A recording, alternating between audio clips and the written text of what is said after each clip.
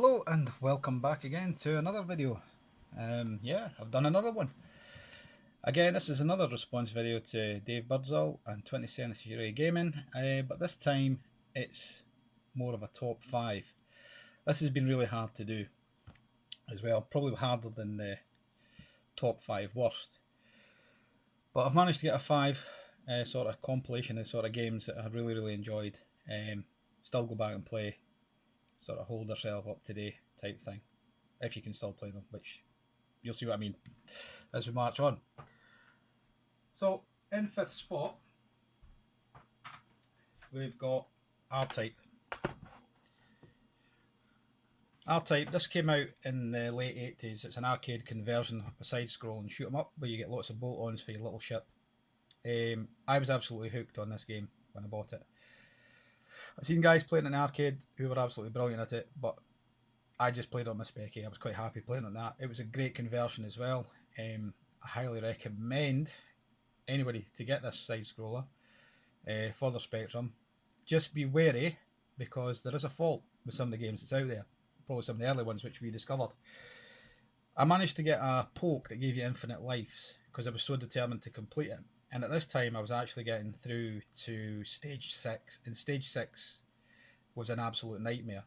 Trying to learn the patterns that through this maze that you had to kind of do. So you play all your way at that point and die every time. So we used the poke for infinite lives, and we managed to figure out the path, and we got through it. We then got through level 7, which would seem to be much easier than 6. So we thought, yep, final level, great, we'll get onto that. As it turned out, my game was bugged, and what it did was it repeated level 7 but didn't finish. So I'd never ever got to do the final level. Although I know there is other versions out there that don't have that fault, but my one did. That was the end of me playing this game. Disappointed to say the least, but it didn't put me off the whole genre. I moved on to other games like Axley, Darius, Super Aleste, all these types of shooters, and the other R-Type games that came out after it, like Super R-Type, R-Type 3, R-Type Delta. I love my shoot 'em ups, but this is the one that got me into it. So that's probably my number 5 spot.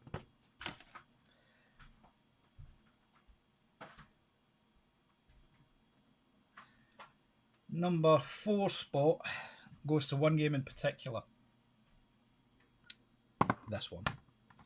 Super Mario Brothers 3. I got introduced to this in my early 20s, Super Mario Brothers 3. My brother got a shot of an NES from one of his mates at school who was going on holiday, so I decided to give it a little blast. To be honest, I was shoving my younger brother off at every opportunity so I could get a shot at this game. I was absolutely addicted.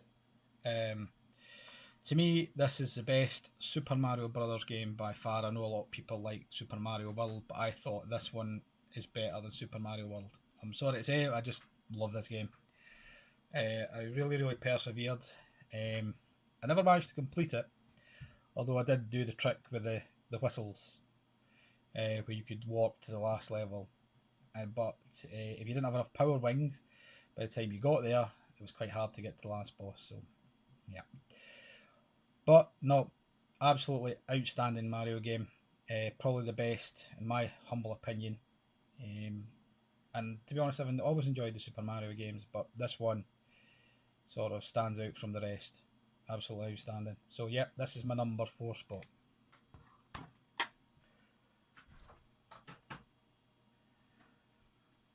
Number 3.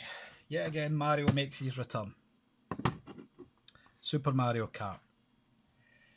When this first came out, I couldn't believe it. It was so addictive, so much fun.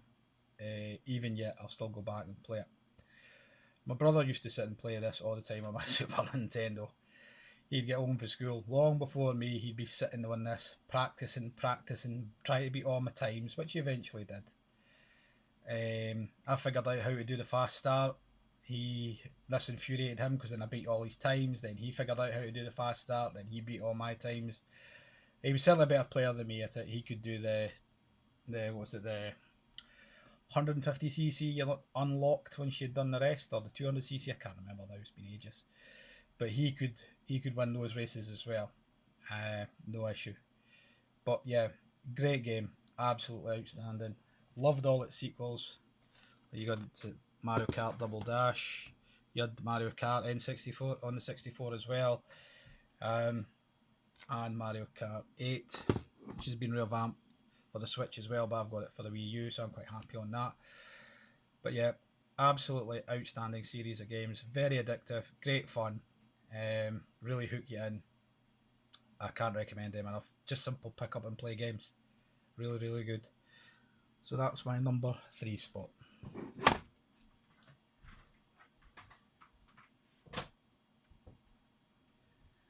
My number 2 spot goes to, it's actually an online game. Um, this hooked me right into online gaming, and the hours I spent playing Battlefield 2 were ridiculous. Um, Quite often I'd come home from work, fire up my PC, and I'd sit in this game till 1 and 2 in the morning, and then go and do my work the next day. I'd be absolutely burst. This was a great team-based game, vehicle combat and everything in it. Absolutely fantastic. Um, Probably one of the best multiplayer online games I've played. Its sequel, 2142, although I know it wasn't everybody's cup of tea, but was certainly did the future warfare a bit of justice. There was no wall running. Sorry, there was no wall running in this game. Again, lots of vehicles, sort of walkers, as you can see on the cover there. You had sort of kind of combinations of helicopter jets, and my favourite game mode in this was Titan mode, which where you had to take down the Titan in the sky. I enjoyed that far better than Conquest in this mode. But absolutely great series of games. Unfortunately, I think the newer ones are struggling a bit, although they look absolutely lovely graphically. I just don't think they capture the magic of the earlier games, especially these two. I think EA maybe need to go back and to the drawing board a little bit and kind of see what made their sort of online games great. So we're going to go on to before we get to the number 1 spot. I'm going to do sort of some special sort of mentions. Twisted Metal World Tour. This was my sort of first game I played where it was nothing but vehicle combat. Again, sat and played this to absolute death. Loved it. Great game on the PlayStation to a point that I even got my PlayStation chipped so I could play Twisted Metal 3, which was graphically much better, but just didn't quite play the same as World Tour. And then I imported in Twisted Metal 4. Again, really good game. I enjoyed that one as well. Really good combat game. There was other ones out there that sort of kind of copied the idea. You had Vigilante 8, same idea as well, but really good fun.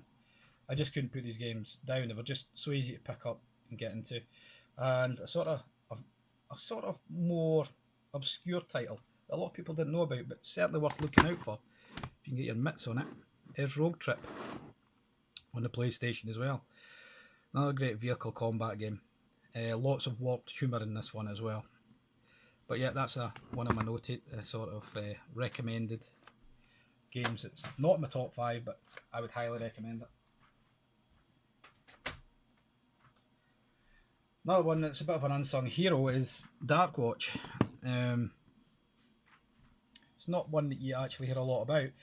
You play the sort of a cowboy vampire, sort of hunting demons and ghouls and all manner of things in the first person sort of shooter. Really good game.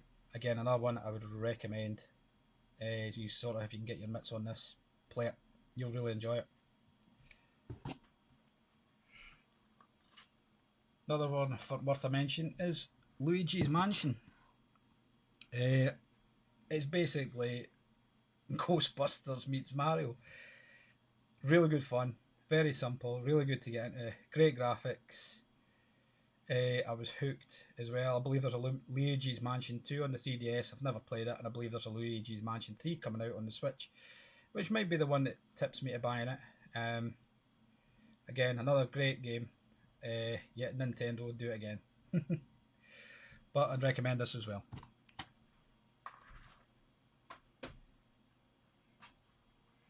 Another recommendation as well was the Assassin's Creed series. Um, Great stories, tied in with lots of action. Um, I think the best group of games was 2 Brotherhood and Revelations, which concentrated on Ezio's story. Really enjoyed his story. I've enjoyed the others as well, but that one really sticks out more than the rest. Again, if you haven't played this one, it's definitely worth a look. I know it's not a great deal of retro gaming, some sort of shown here, but these were ones that sort of had a big impact when I did start playing them. So yeah, the Assassin's Creed series is probably another recommended mention. So on to the number 1 spot.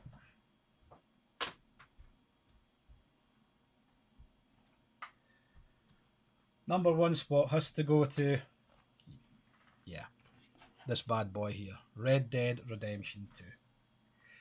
Now I'm halfway through the campaign because unfortunately, Apex Legends happened and completely distracted me from this game. However, this game's story was absolutely brilliant. I played the original Red Dead Redemption back in 2010 and I could not put the game down. I thought it was absolutely fantastic. This is really why I've not mentioned any of the Grand Theft Auto series or even in the recommendations, because I kind of throw them into the same sort of genre as this, whereas I just feel Red Dead did it better. I like Grand Theft Auto. I think it's fantastic as well. Really enjoyed 5. 4, yeah, it was okay, but even like sort of 3, Vice City, San Andreas, really loved them, really enjoyed them. Fantastic games, but I don't know, there's just something different about Red Dead. And it's just got such an addictive quality. Once you start, you just can't put it down unless you get distracted by Apex Legends like I did. But on a serious note, yeah, great games. Probably the best games I've probably played on any console ever. The Red Dead series. So that is my top 5 games. This was a hard one to do actually because there's so many other games I could mention, and that's why there's a lot of honourable mentions as well. Um, Very hard to sort of compile a top 5. So anyway, that'll be me. Thanks for watching, and I'll see you in the next video.